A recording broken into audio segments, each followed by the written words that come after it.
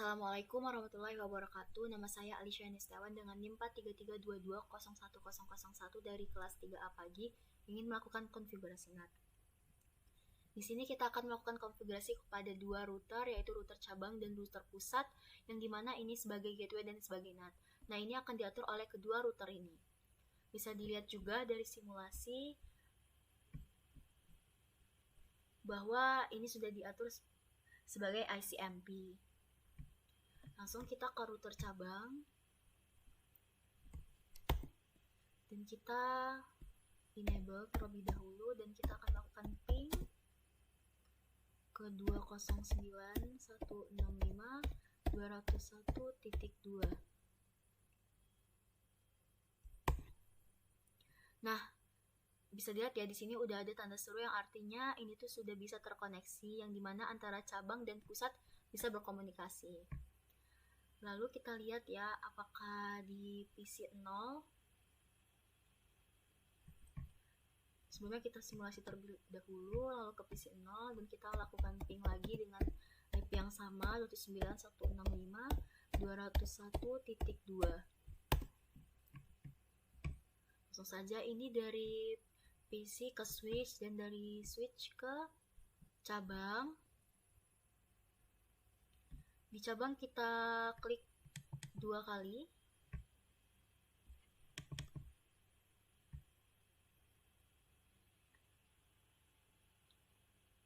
Nah, ini bisa kita lihat paketnya nyampe di cabang yang akan catat bahwa akses dari ICMP-nya yaitu 192.168.110 yang tujuannya ke 209.165.20.201.2. Ini catat di cabang.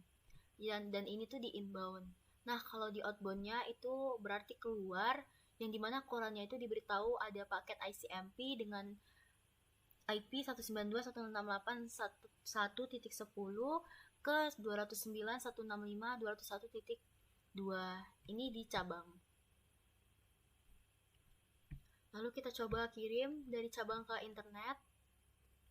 Kita lihat lagi. Di sini kita mendapat informasi bahwa ada paket dari 192.168.1.10 akan ditujukan ke 209.165.201.2, dan di sini bakal dilanjutkan, bisa dilihat dari outbound-nya juga. Lanjut, ini kita ke tujuannya yaitu ke si router pusat.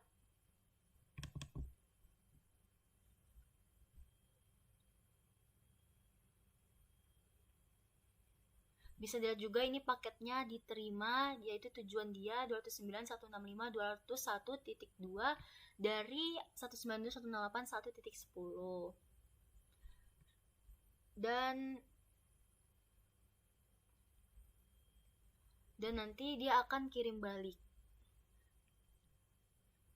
Bisa lihat ini masuk dan ini dia kirim balik dari 209.165.201.2 dan dikirim balik ke IP tujuannya yaitu 192.168.1.10. Lanjut, kita kirim balik dari router pusat ke internet.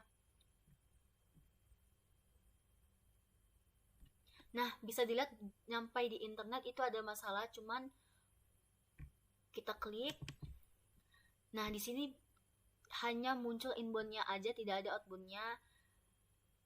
Bisa ada masalah.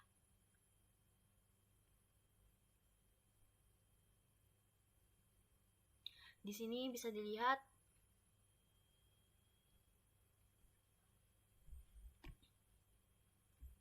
kita ke internet, lalu enable. Terus kita lihat show IP route.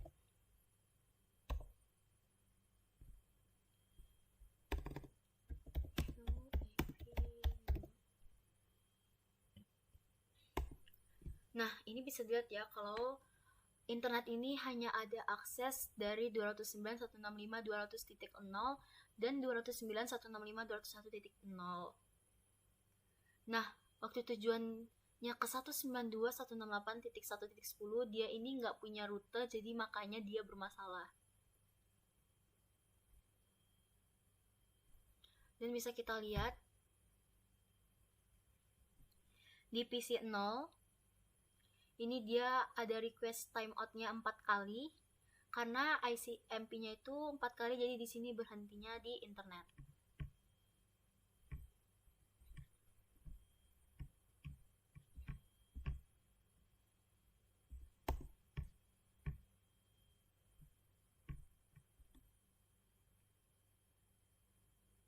Sekarang kita akan melakukan konfigurasi NAT overload. Kita buka router cabang.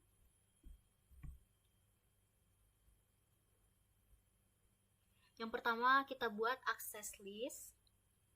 Ini ada dari PDF-nya.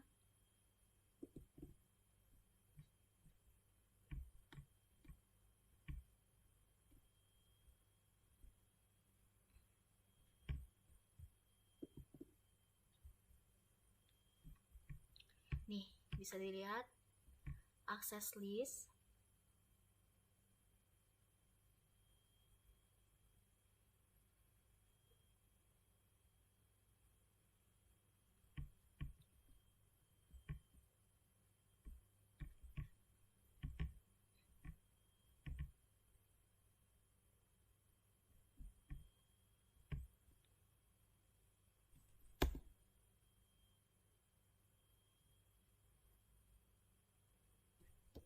Akses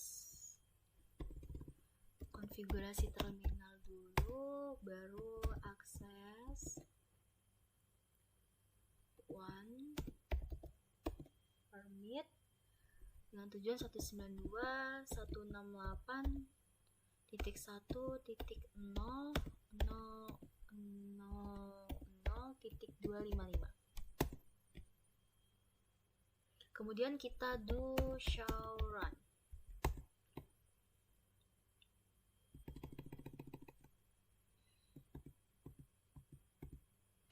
Nah, sudah dilihat ya, dari do show run ini sudah ada akses listnya, cuman ini tidak bisa kita konfigurasi. Kita baru membuat daftarnya saja. Kita belum dapat mengimplementasikannya. Lanjut kita melakukan konfigurasi IP NAT, yaitu ini. Di sini kita menggunakan konfigurasi IP NAT inside.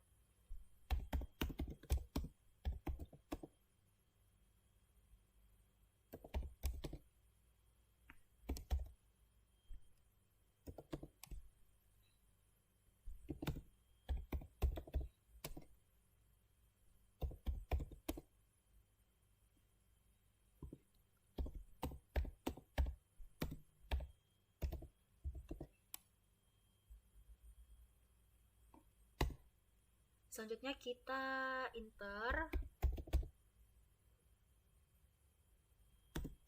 gigabit/00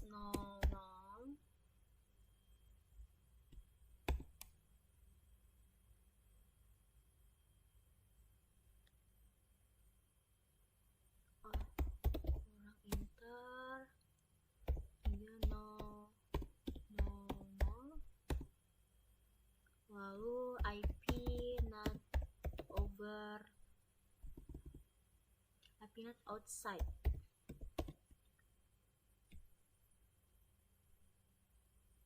Kemudian exit, lalu kita enter FA00, kemudian IP NAT inside, lalu exit. Kita lakukan do show run.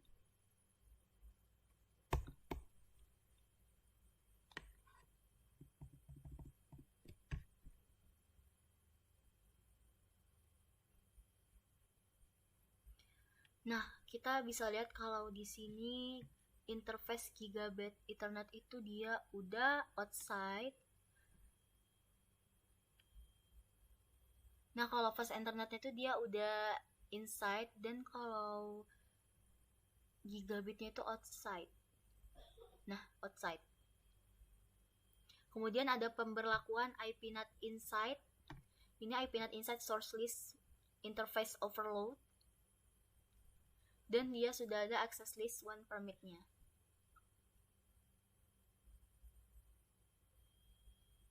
Lanjut kita coba ya, apakah ada perubahan yang awalnya keluarannya itu search dari 192.168, dan kita lihat apa ada perubahan di cabang. Kita buka simulasi, lalu ke PC kosong, kemudian kita ping kembali dengan alamat yang sama, alamat IP yang sama.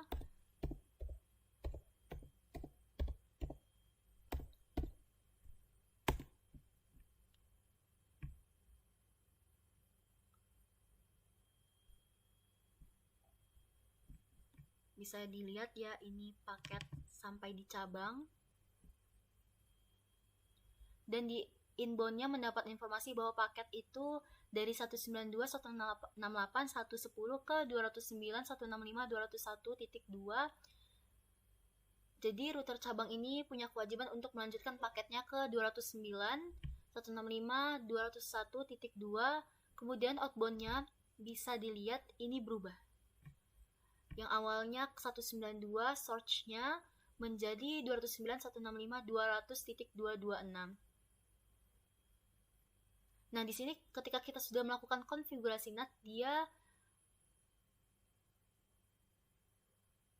udah tidak sama lagi seperti inbound-nya. Lihat ya perubahan di source-nya menjadi 200.226. Dan perubahan ini tuh hanya dilakukan oleh router. Lanjut ya, paketnya ini sampai ke internet. Kita cek. Nah, bisa dilihat di sini di search IP-nya sudah tidak ada lagi informasi bahwa paketnya ini dari 192.168, tetapi sudah menjadi 209.165.200.226. Lanjut, paketnya ke pusat.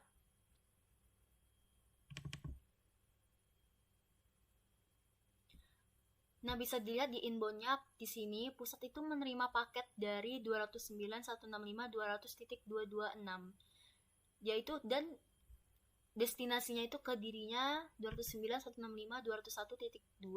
Sehingga outbound-nya ini kita melakukan outbound dan kita melakukan pengiriman balik. Source IP-nya itu dari 209.165.201.2 dan destinasinya itu di 209.165.200.226.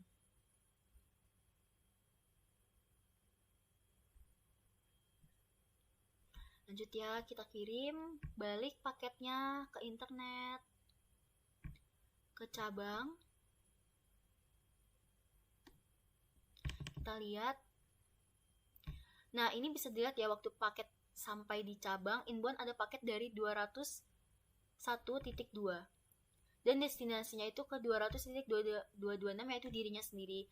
Tetapi pas di outbound itu berubah menjadi destinasinya ke 192.168.1.10, yaitu destinasi asli sampai ke PC 0.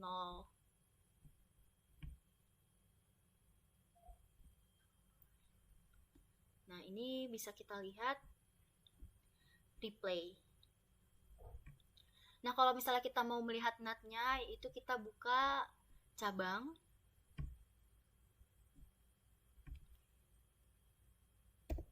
Exit terlebih dahulu. Lalu kita show IP NAT translation. Nah,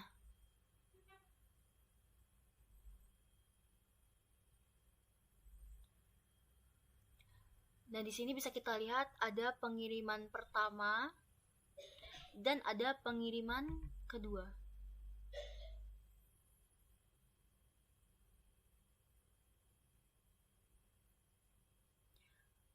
Ada proses penerjemahan di sini, yaitu dari 192.168.1.10 ke 209.165 200.226. Ini pengiriman pertama dan pengiriman kedua seperti itu juga, 192, 168, 110 ke 209, 165, 200.226. Lanjut kita coba ke PC 1 real time, kita ke PC 1.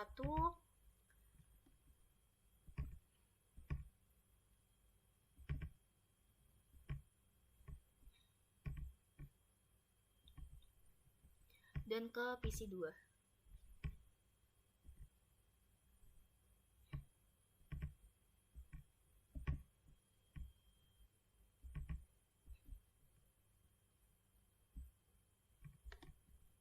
Kita sama-sama ping ke tujuan IP-nya yang tadi 165.201.2 sama 209.165.201.2. Ini lupa pingnya, sorry.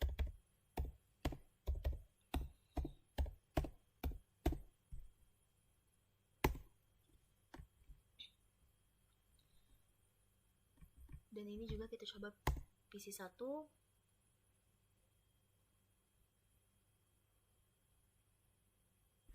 Nah, ini bisa dilihat ya, ini bisa semuanya kita lihat lagi di cabang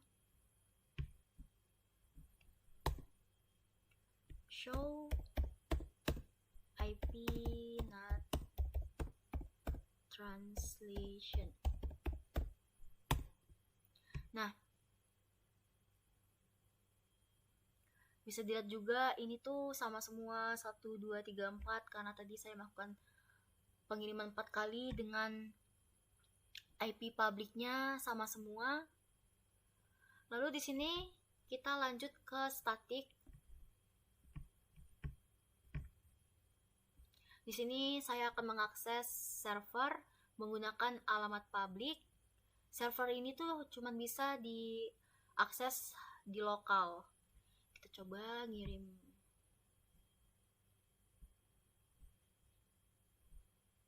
Sukses. Kita coba lagi dari 0 ke sukses.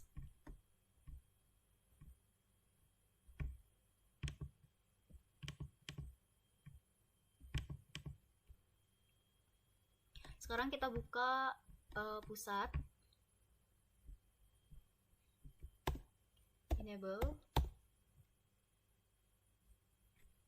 Lalu kita konfigurasi terminal. Lalu kita lihat modul.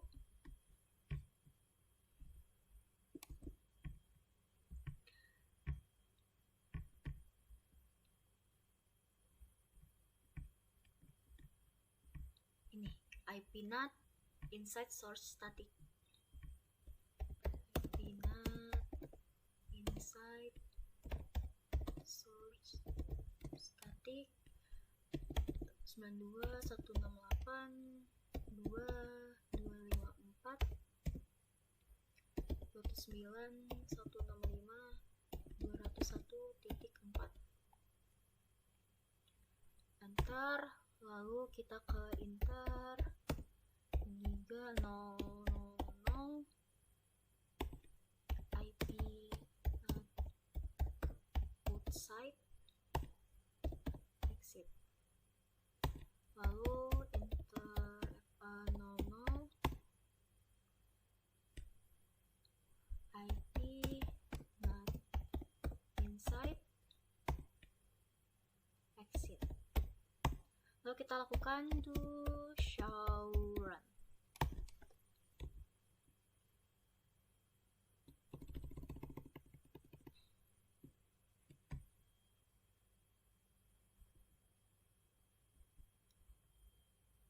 Bisa lihat ya, sudah ada IP NAT inside, terus sudah ada IP NAT outside, dan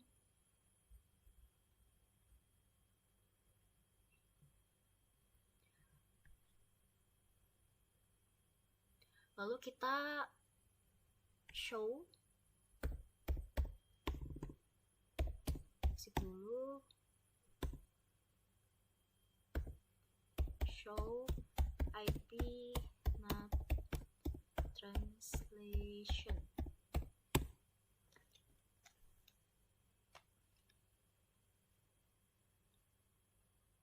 Nah, bisa dilihat juga bahwa di sini statiknya itu udah ditentukan ya, ini inside global, ini inside lokal. Lalu di sini kita coba ping simulasi ya dari PC 0.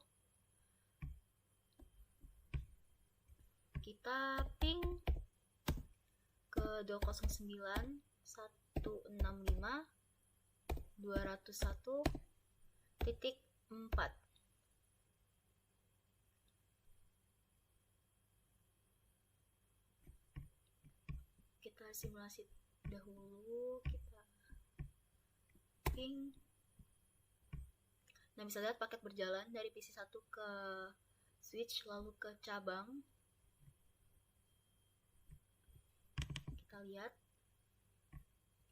Nah, di cabang ini bisa dilihat ya ada proses NAT dan berubah source-nya ini dari 192 menjadi 211.165.200.226. Yang awalnya source IP-nya itu 192.168.110 dan tiba di outbound-nya itu berubah menjadi 209.165.200.226.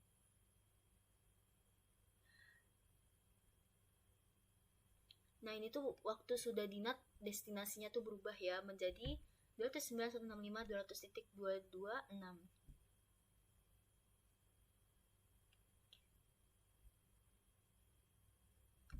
Lanjut.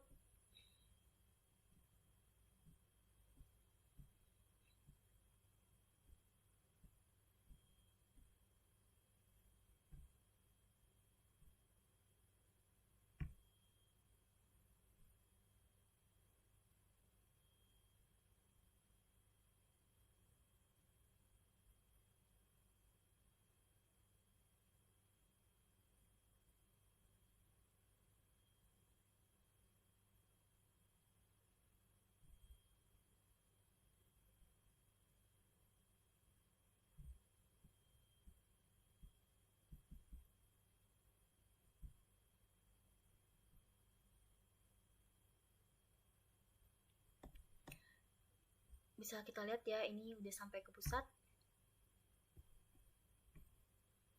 Nah, inbound-nya itu dikirim balik dari 192.168.2.254, tetapi ketika di outbound destinasinya tuh berubah menjadi 209.165.201.4. Lanjut kita. Nah, ini udah sampai di cabang.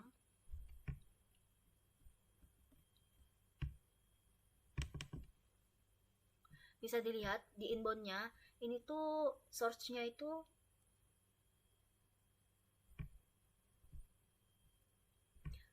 destinasinya itu source-nya kan dari 209.165.201.4. Nah, destinasinya itu dari 209.165.200.226 dirubah lagi outbound-nya menjadi 192.168.1.10. Begitu sampai di PC 0,